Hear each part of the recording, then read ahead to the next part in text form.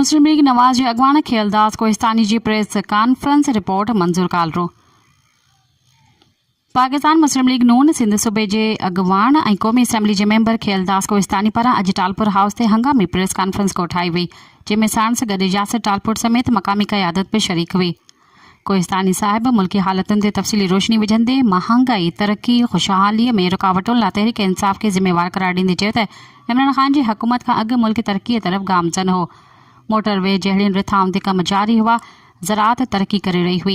इमरान ख़ान खे 9 मई जे वाक़िअनि जो मुख्य जवाबदार सम्झंदे मुल्की कानून मूजिबि इंसाफ़ जी ॻाल्हि कई।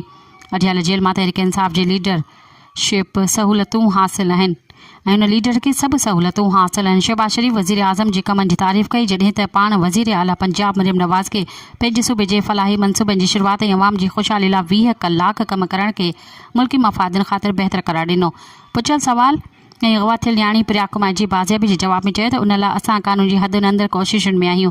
प्रिया कुमारी खे बाज़ियाब करण लाइ क़ौमी असैम्बली जे फ्लोर तां बि आवाज़ उथारींदड़नि में शामिल आहियां।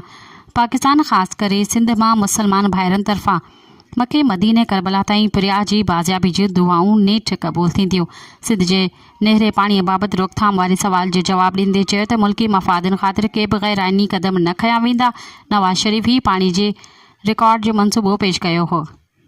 हैदराबाद में थियल सिलेंडर धमाके जे फौती तौरु ज़ख़्मी जे लाइ मुस्लिम लीग नवाज़ पारां इमदाद या सहायता न करण वारी सवाल जे जवाब में ॿुधायो त असां MQM सां मिली करे सिलेंडर वाक़िअत जे मुतासिरीन जी मदद कंदासीं। कोहिस्तानी प्रेस कॉन्फ्रेंस दौरान सिंध जे अवाम खे मुस्लिम लीग नवाज़ सां ताउन ऐं साथ ॾियण जी अपील कई, जीअं सिंध में बहितरीन सुधारा आणे सघजनि।